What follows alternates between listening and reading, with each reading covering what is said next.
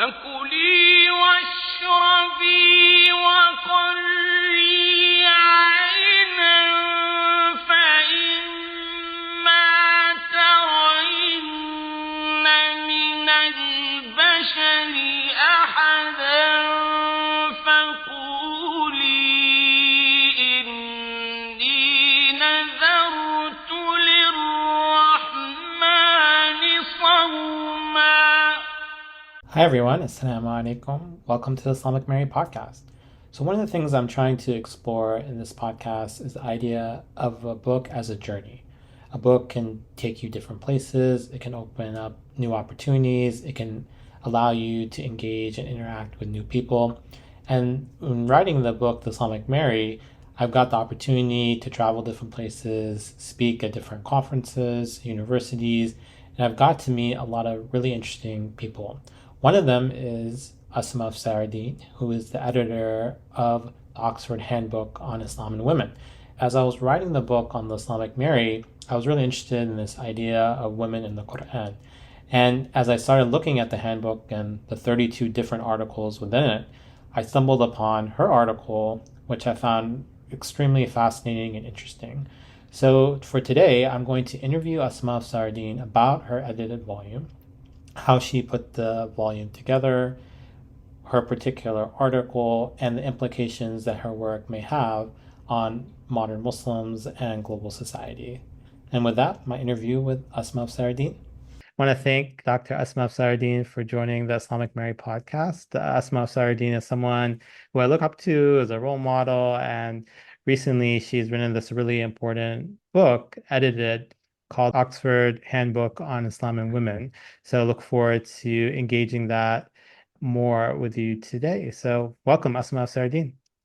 Thank you very much. Thank you for this invitation. Absolutely. So Asma, you're someone I've been following for a long time and enjoy reading your books, whether that's on jihad or the early Muslim community to now Islam and women. So could you speak about your most recent edited volume, the Oxford Handbook of Islam and Women, its goals, purposes, and themes? So one of the main purpose was to capture the diversity of Muslim women's lives and experiences through time and in different geographical spaces, regions of the world. And the chapters in their entirety, I would argue, easily challenge the stereotypical images of Muslim women that are so endemic in the Western media and even in the Western academy to this day. Now, Muslim women, if you look at the history of Muslim women's participation in their own societies, they have been and they continue to be scholars and teachers and leaders in different spheres of social life.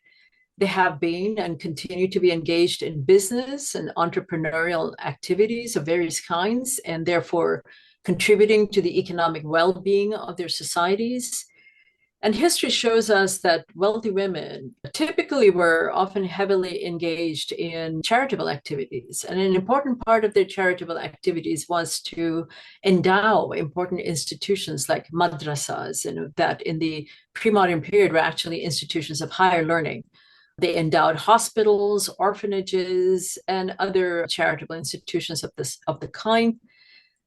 Muslim women's literary contributions have also been substantial, and perhaps that's better documented than other activities, especially the economic activities, because we do have their extant writings, primarily poetry, even starting from the pre-Islamic period, but also during the Abbasid period, as one of the chapters point out, they actually made enormous contributions to the literary culture of the time. They've also been warriors.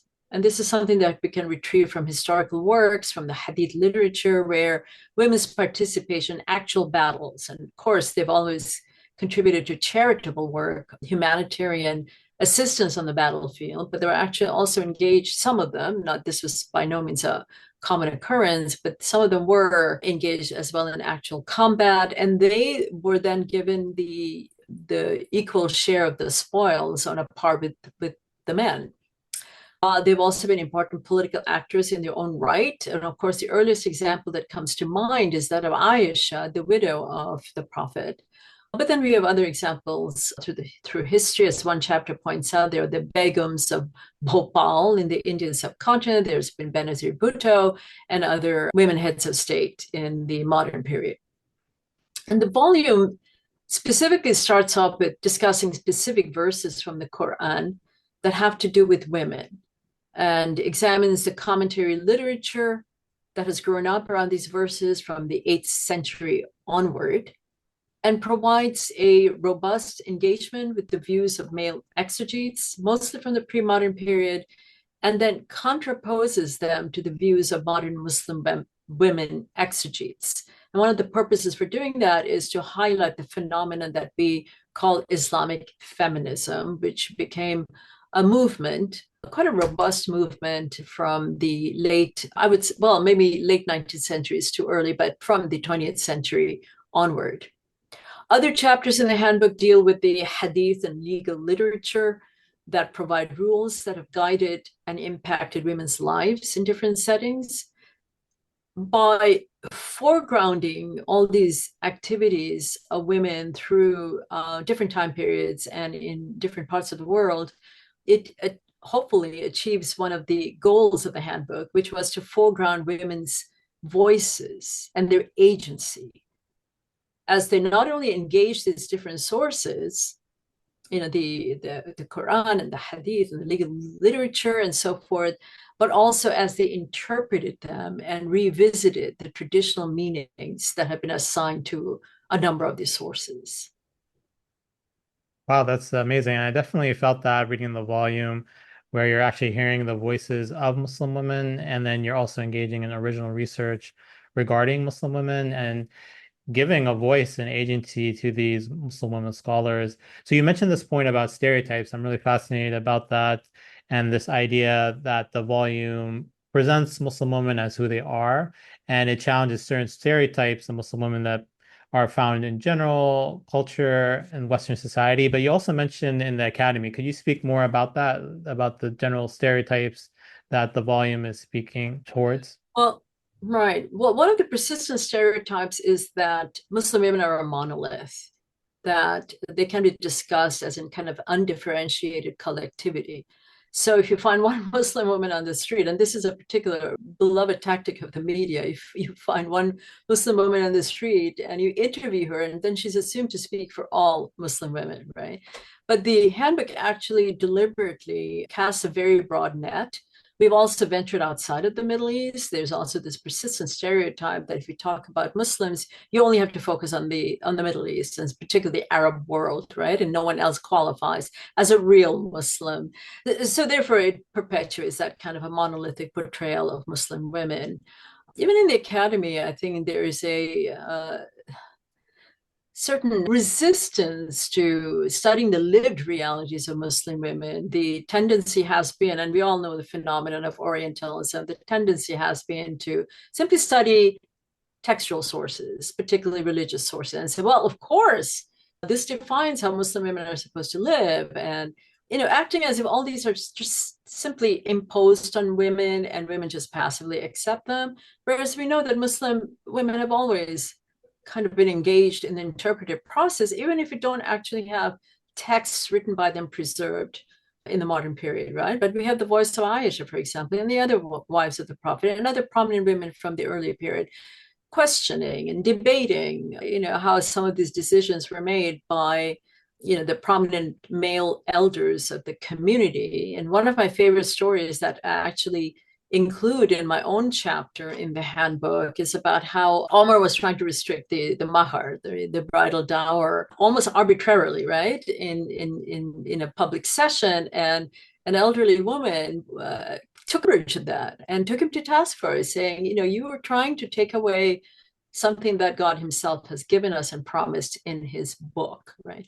But think of the significance of this event, that women were participating freely in these public debates, in public fora, and they were encouraged to. Omar did not rebuke this woman for having spoken up. In fact, he revised his own decision based on the woman's pronouncement. I keep referring to her as the woman because she's actually not given a name as far as I'm aware, in the sources that I at least looked at, maybe there is some identification of her. But yeah, Omar did not think it was out of place, and he embraced her take on this matter and revised his decision accordingly. And basically said, in some accounts, it's not necessarily repeated in every account. In some accounts, he's said to have said, "The older woman is right, and Omar is wrong." Amazing humility, amazing intellectual humility, where it's not the gender of the person that matters, it's the fact that she's learned and her decision was then deemed by Omar to be more appropriate than his own. And therefore, he accepted that as a better alternative, as a better exegesis of the matter at hand. But those stories don't gain much currency or circulation. And there are many others. We have Aisha remonstrating in some of the sources against the views of Abu Huraira, for example, right? But they're really only limited to people who are, scholars who are actually engaged in this matter. And they're not very well known outside of those limited circles. So it continues to be a problem. And certainly journalists in the global media are not seeking out these kinds of learned voices who can challenge these stereotypes. All right, absolutely. So thanks so much for that response. So maybe you could speak a little bit about your role as the editor. I know you've written several monographs and articles, and I've had the opportunity to read them. And now you're playing a separate role as an editor. Could you speak to the audience about what is an editor? What did you do? How did you compile all these different articles? How did you define the subjects? Who will write for what, and so forth? Yeah. Yeah, well, let me tell you right off the bat, being an editor is a lot of hard work. I mean, there's absolutely no doubt about it. And the handbook contains 34 chapters, plus an index, and plus an introduction that I had to write, which introduces the chapters at the beginning of the handbook. And then I also have to prepare like sort of thematic commentary as we move from one topic to another. So it is a lot of work, but at the same time, I have to say it turned out to be a lot of fun. So in the preliminary stage of editing the handbook, my main task was to reach out to scholars and experts in the relevant fields and invite them to contribute. Of course, the TOC, the table of contents, had been also subjected to a review by peers in my field, blind reviews, so that I didn't know who the referees were, and they offered very valuable feedback, which helped me to shape the content of the handbook. So that had already been pre-approved. So I had, basically a mandate to proceed with the work of inviting the scholars. Now, this was actually I think the kind of the fun part of the editing process, because it allowed me to reconnect with a lot of senior scholars and junior scholars in the field, some of whom I already knew, and some of whom I then got to know in the process of interacting with them while they worked on their chapters. And, I offered my own take and revisions on the chapters. And these were scholars who were at the top of their game and who were capable of approaching the topics from different methodological perspectives. The contributors, if you look at their affiliations, which are contained in the back of the book, they represent a variety of disciplinary backgrounds, primarily, of course, in the humanities and the social sciences, given the nature of the work. All but two are women. So, but I didn't want to skew it completely towards the, women's authors side. So I was actually determined to get at least a couple of male contributors.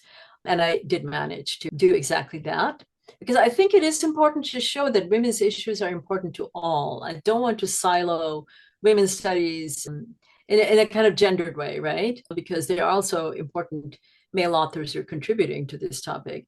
And gender should be considered an important analytic tool in all our research, not only those who are narrowly focused on or more specifically focused on gender issues, but it should be considered a valuable analytic tool in all kinds of research that we carry out within the academy.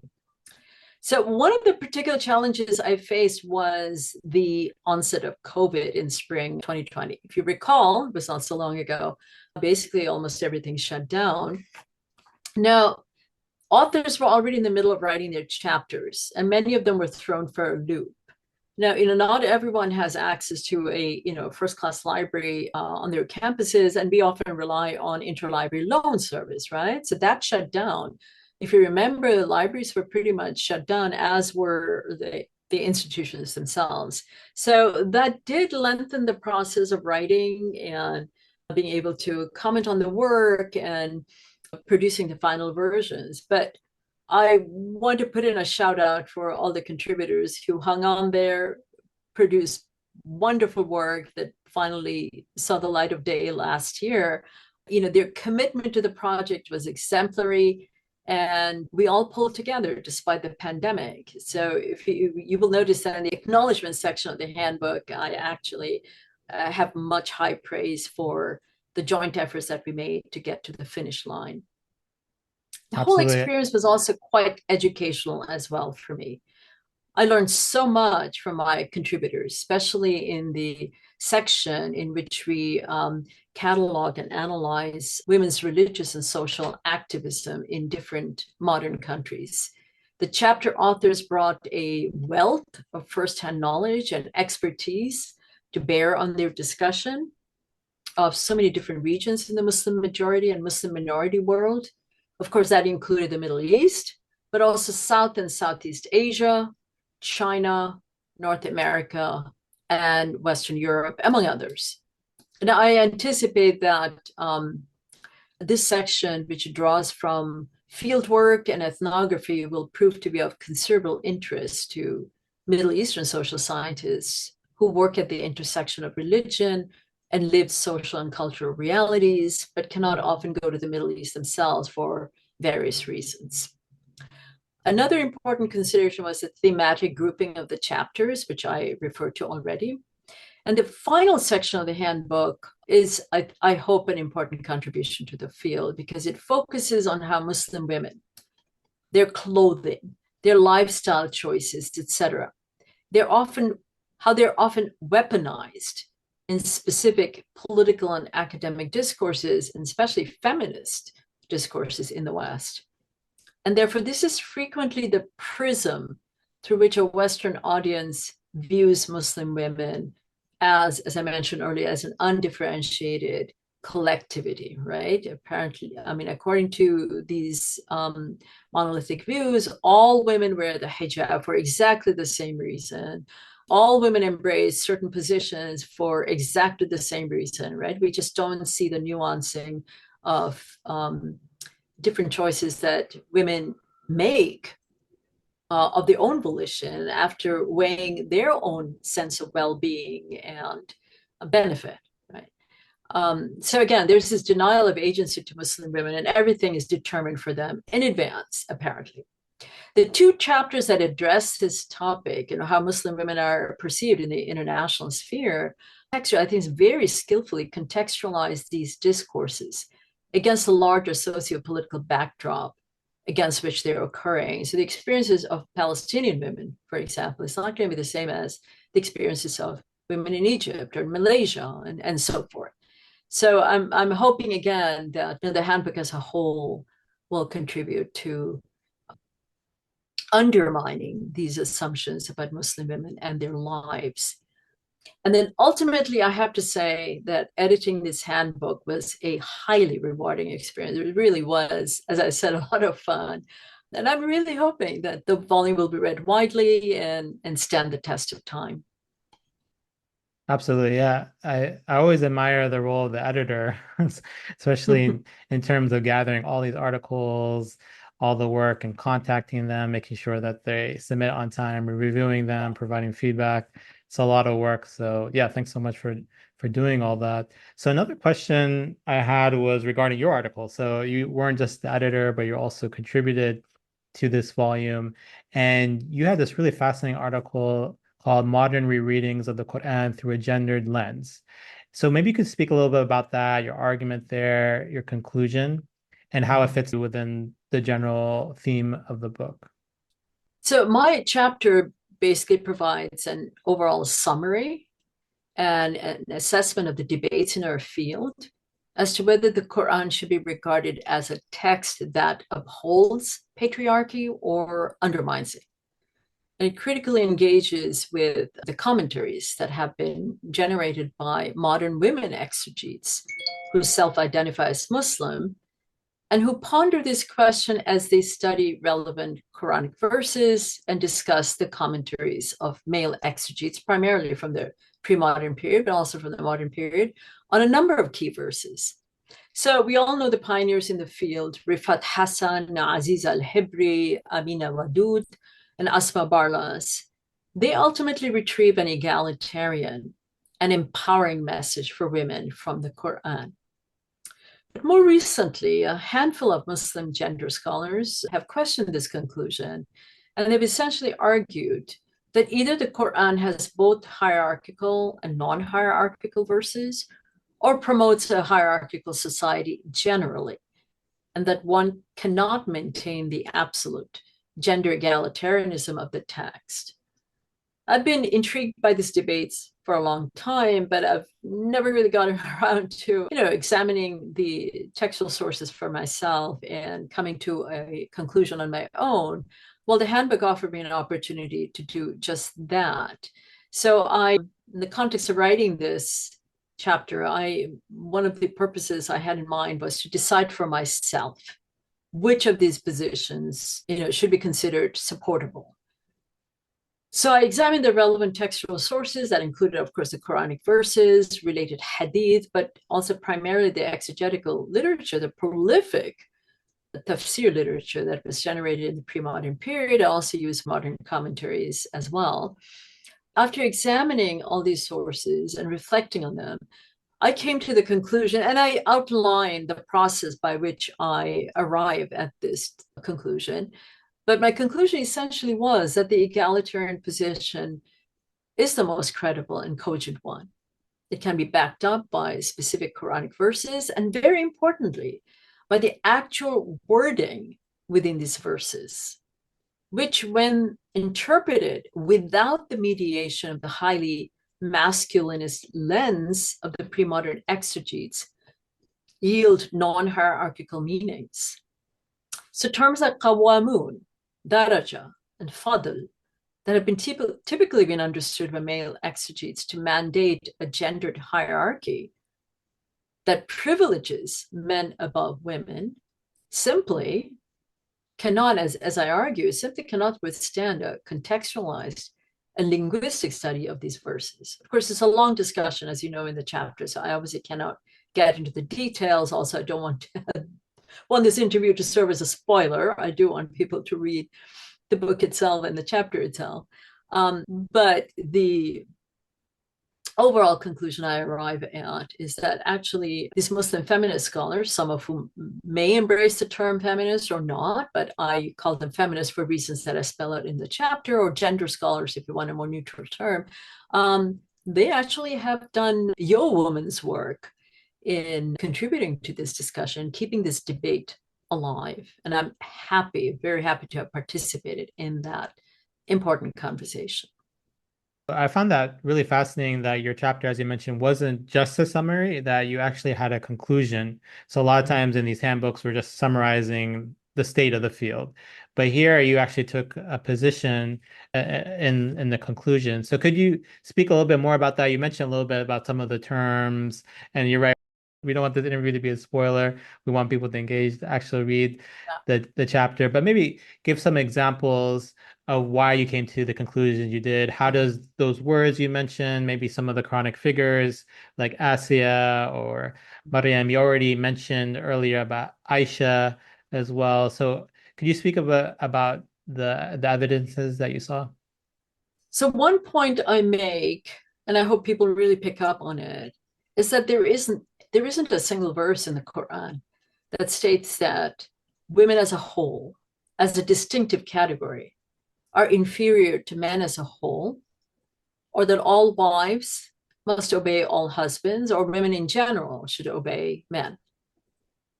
Now, this is the fundamental premise of a patriarchy, that all women are subordinate to all men. It's not the qualities of the men we were talking about. They don't have to be particularly intelligent. They don't have to be particularly righteous. Just by virtue of being men, they command the obedience of women. I mean, this is the fundamental premise of a patriarchy. So if this premise is lacking, as I've shown that it does in the Quran, then we can no longer credibly maintain the position that there is a gendered hierarchy in the Quran. Then I turn to specific verses to show that there's actually a very strong egalitarian tone to the Quran.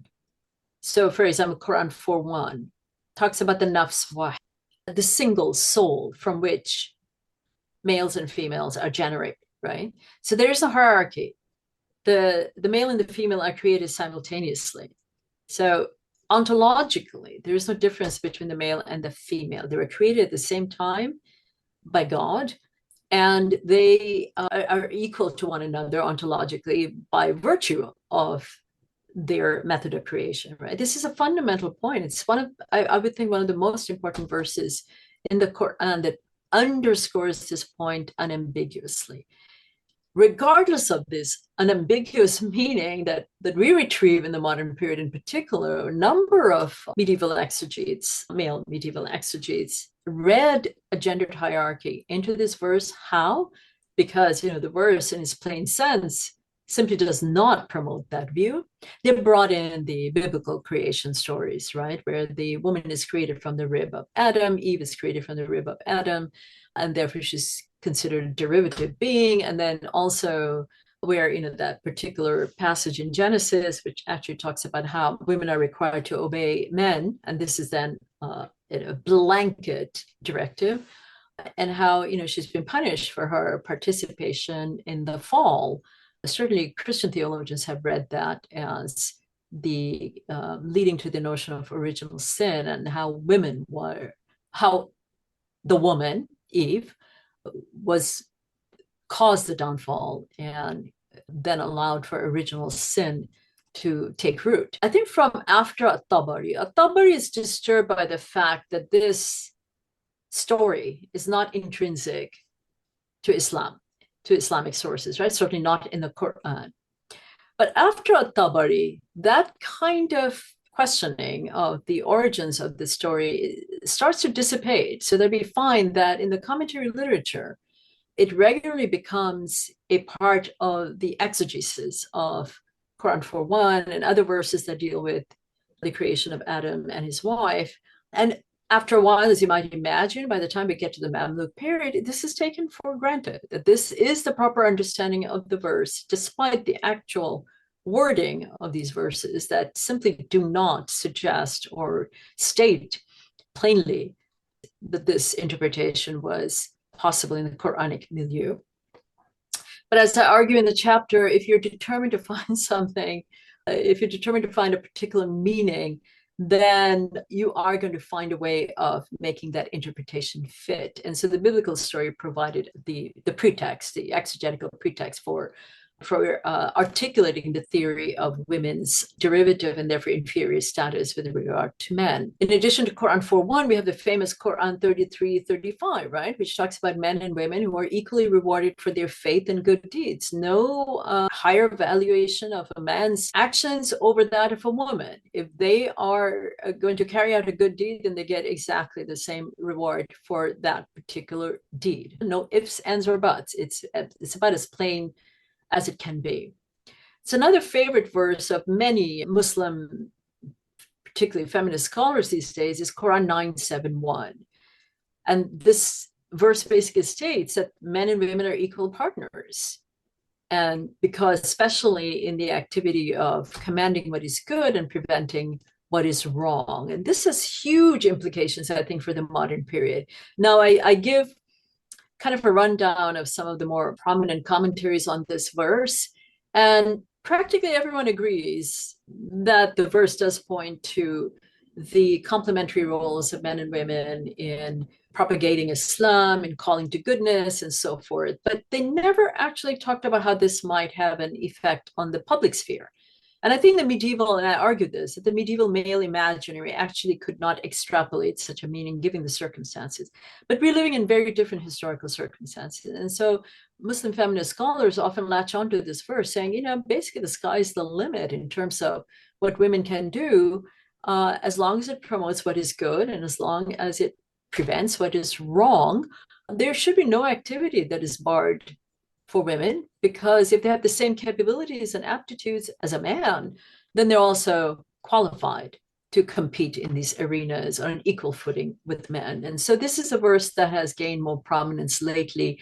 But then again, once again, I think the medieval male imaginary could not get beyond the more limited understandings of this verse in their own milieus. There's also the Daraja verse, right? In Quran, it's chapter 2, verse 228. And Daraja has been understood to be in an almost exclusively gendered sense. My argument is that, and many feminists have also argued in the same vein, is that we need to look at these terms holistically within the Quran. Where else does the Quran use the term Daraja? And then can we find meanings that help to nuance kind of the traditional understanding of Daraja in Quran 2:228, where it has been assumed that this points to a man's absolute superiority, right? Daraja is a rank or degree, that a man has a superior rank above a woman under all circumstances. But the Quran also says, لِكُلٍّ daraja. Everyone has a rank vis-a-vis another person, right? I may excel in something that the other person cannot, but then the other person may have an attribute that I couldn't possibly approximate. So we all have, certain aptitudes, character traits, skills that another person may not have. See, in any given situation, there will always be people who have a certain daraja above another. Same thing with the notion of fadl. Where when fadl is used on 434, for example, where the Quran says bima faddalallahu ba'dahum, and it comes right after the verse that talks about rijal qawwamuna ala nisa'i bima faddalallahu ba'dahum ala ba'd. This was also read as an absolute or total preference for men over women, right? So faddala means to prefer or to give superiority to someone in this case. That was understood to be an absolute rather than a functional superiority. So many of us have argued, and by no means is this viewpoint restricted only to a few people. Most Muslim feminist exegetes have argued, and actually starting also with Fazlur Rahman, it's part of the modernist way of engaging the Quranic text, right? Where you look at it holistically and bring in related verses that have a bearing on the meanings of these particular verses. And then Amina Wadud, as his student, continued this line of reasoning. Fazlur Rahman pointed out this is at best a functional superiority that it's pointing to, that in the medieval world, only men were the breadwinners. So men have been preferred only in the sense of being able to provide economically, financially for their families. Women did not have that ability, at least not to a large extent, in the pre-modern period. Times have changed, right? And women could conceivably be, and that's increasingly the reality in some parts of society, women could be the sole breadwinner of a family. Can they be regarded as the qawamat in their families, right? That they're the ones who are maintaining the family? The answer is yes, right? Because it's only in the context of the family where we have these particular expressions or locutions.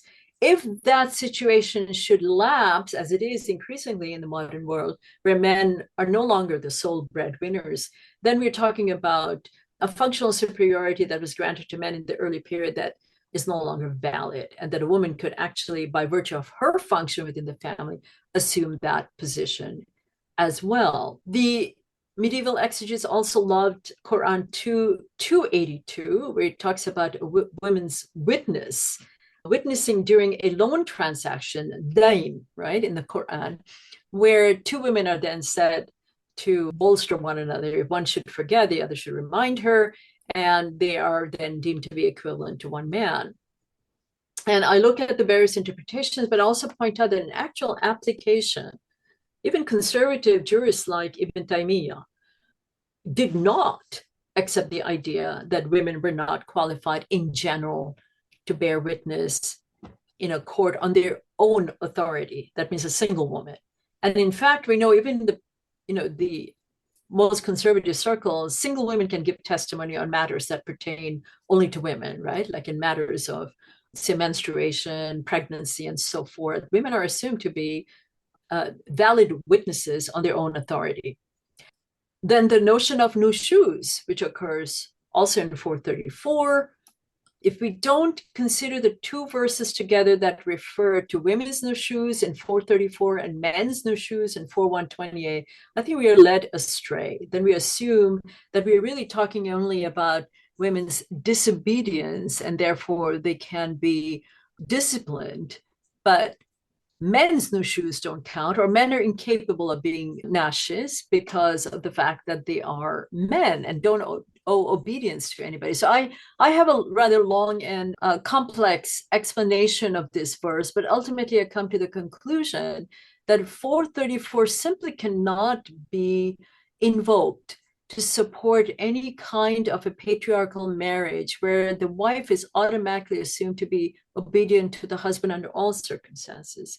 Here, it's only the nashizah who are being singled out, who can be reprimanded, right? So there, as we know, there are three phases to the way a husband then can react to this recalcitrant woman. Of course, what nushuz actually means has also been debated. Again, a long, complicated conversation about that.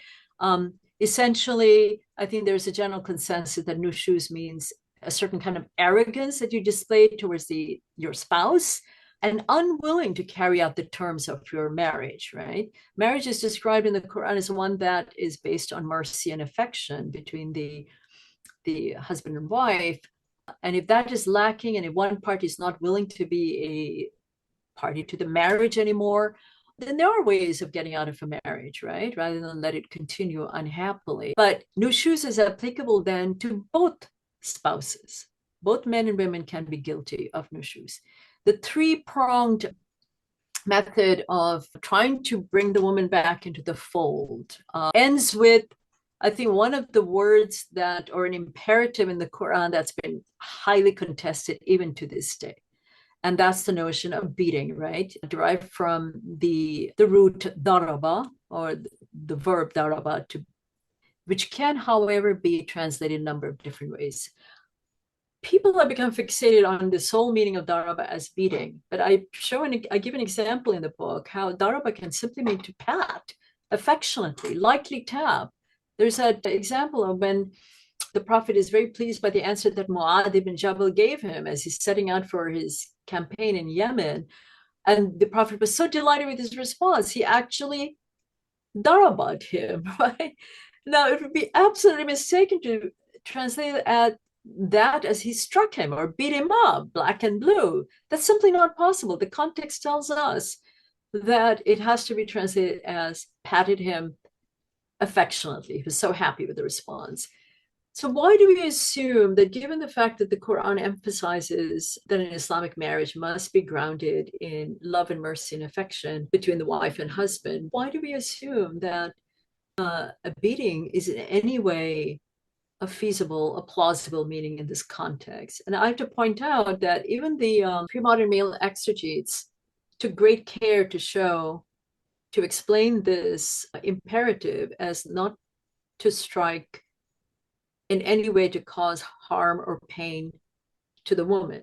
They always said it has to be very light tapping. And that's the translation I actually adopt in my rendition of the verse, because I think that's the only one that fits the context. We must reject the idea, as did a number of pre-modern male scholars. I think Ad-Darimi was totally against that idea. Abi Rabah, a successor, one of the Tabi'in, was absolutely against the idea, this verse giving any kind of license to husbands to beat their wives. And he also regarded hadiths that contain that understanding to be fabricated. So we have a lot of work to do in revisiting some of these very harmful interpretations that have caused Muslim women over the centuries in careless hands a lot of suffering. We need to challenge this, and we need to challenge it based on the text. Another word that I do want to point out, since you wanted me to expound on significant terms and how they've been, in my opinion, misinterpreted in the past, the meaning of qanit and qunut is very significant.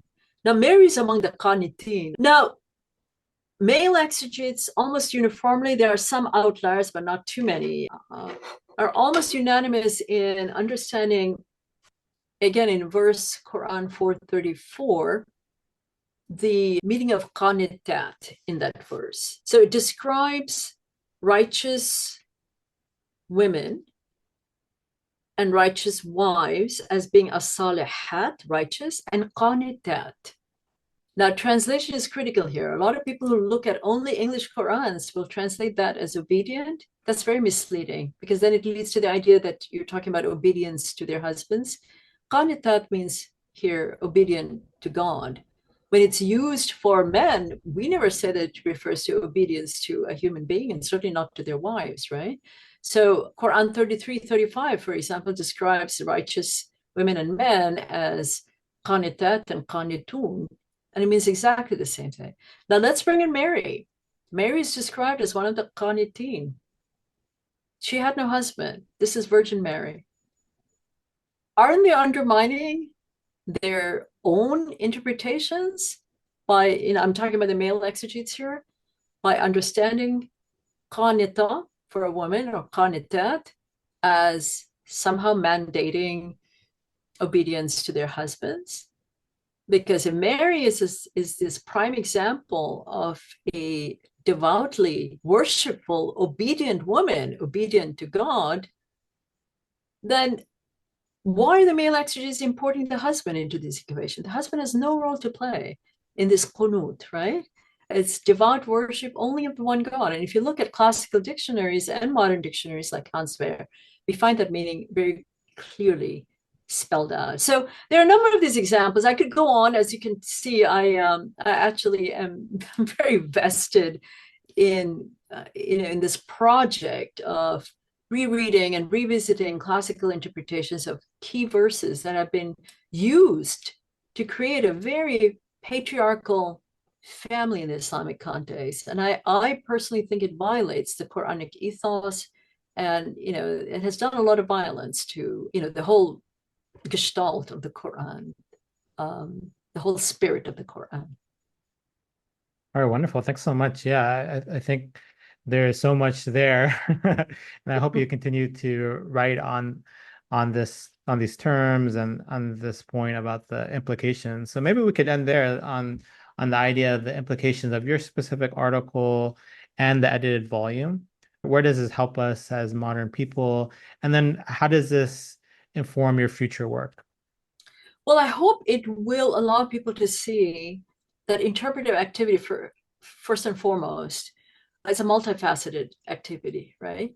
There are, of course, certain verses in the Quran, that are totally unambiguous, but there are also verses in the Quran that lend themselves to different interpretations. And then as time changes and our historical circumstances change, we can actually retrieve new meanings. So the idea that the medieval exegetes pronounced for all times the correct interpretation of these verses, and they will be valid for all time, which is often the attitude you find among certain very conservative Muslims, it's simply not tenable. So we can still re-engage the Quran and look at the Quran through our own lenses, grounded in our own time and place, and still be able to come up with new meanings that does not do violence to the actual phrases being used in the text, the actual wording of these verses, and staying within the overall ethos of the Quran. And as many modernists and feminists will emphasize, the ethos has to be one that promotes justice and mercy. These qualities cannot be compromised moving forward. So I think if I've achieved just that in my own chapter, but also through the medium of the other chapters conveyed, again, the rich diversity in Muslim women's lives, and that they're themselves engaged in shaping their world, their societies. And this is something that has been going on since the inception of Islam, right? This is not some newfangled phenomenon. Then I think the handbook will have done its job I think this will be a major contribution to the way we think of Muslim societies and the role of women in it. And as I argue in the book, we cannot claim to understand Islamic history then and the development of Islamic thought in general without understanding the contributions of women to that either textual corpus or to that whole enterprise, that women have always been fundamentally engaged with it. Their contributions may have been marginalized over time, but I think as more and more of these activities come to light, we will understand, how, again, the Islamic tradition has always benefited from the contributions of Muslim women alongside Muslim men. Yes, I hope to continue in this vein to a certain extent in the future. I'm very interested in probing further the notions of belonging and how gendered those notions were in early Islamic society. Or are we misreading early Islamic history when we assume that gendered notions of identity trumped other forms of identity? You do hear that, right? And some have a feeling that's probably not true. But I haven't done much probing into that topic. And I think of women like not just the prominent women in the Prophet's circle, but I'm thinking about women like Shifa bint Abdullah, who was appointed the Muhtasib in Medina by Omar. That's a pretty prominent public position for a woman to have in those days. Obviously, she was picked because she was qualified. And from what I read initially in some of the biographical literature is that she was economically very savvy. She had a lot of knowledge about how markets worked. And it's obviously that got her noticed by Omar, and that Omar deemed it possible to appoint her to one of these very important positions. Now, the Muhtasib, in fact, became a very important position in later Islamic history, certainly in the Abbasid period onward. But you don't hear women Muhtasibs anymore after the first century of Islam. What happened? How did notions of belonging become so gendered so that women were not considered to be qualified for positions of leadership like that? We look at Al-Mawardi's Ahkam al-Sultanat, and he specifically says women are not qualified to hold positions of imara, of leadership. And other scholars, when they are alerted to the fact that there were women like Shifa bint Abdullah, we can't just wipe that out of the historical record, their reaction often is, oh, that was an anomalous situation and we don't allow it anymore. How do we get from there to this particular point of view, right? So one day, inshallah, if I have the time and energy left in me, I would like to pursue that and kind of trace it diachronically in terms of how attitudes start shifting towards women. I've already done that, and not just me, many of my wonderful colleagues and peers have done that too. The work has been done in plotting these changes diachronically, and I'd like to contribute to that overall discussion by maybe looking at the checkered career of Shifa bint Abdullah down the line. All right, wonderful. So thanks once again, Asma Afsaruddin, for joining us and sharing your remarkable edited volume, the Oxford Handbook on Islam and Women, and specifically your chapter on the modern readings of the Quran. And we look forward to being in touch. Thanks so much. Well, thanks very much. Enjoyed talking to you. And that was my interview with Asma Afsaruddin. There's so many things I enjoyed and appreciated in that interview. First, I really admire her role as the editor. As someone who has written different articles and books, being an editor is a really difficult task. It's following up with people, it's making sure that your volume has a consistent theme. It's also being able to know who is able to write in a particular subject or field. And Asma Afsaruddin was able to put this remarkable volume together, which I really benefited from in writing my book. I also really admire how she's concerned with women's agency and women's voice. So in the edited volume, she collects a variety of different voices of Muslim women, of non-Muslim women who are interested in these topics. And I'm happy that she also included men. She realizes that this topic of women Muslim women is not limited to Muslim women. She doesn't want a discourse of only Muslim women speaking to each other, but she wants to have a discourse where men are included and are actively participating within that discussion and debate. And lastly, I really appreciated her interaction with the tradition. She's someone that looks very closely at the Quran, the exegetical tradition, and the early Muslim community. She mentioned several times Umar, the second caliph of Islam, and his interaction with women and how women challenged him, but he also appointed them as directors of the marketplace. And she also agrees with tradition, but also finds ways to challenge it and critique it. She is honest that tradition tried to argue that in Islam, beating was never permissible for women. At the same time, she's critical of male medieval exegetes who understood the Quran to be favoring men in absolute terms.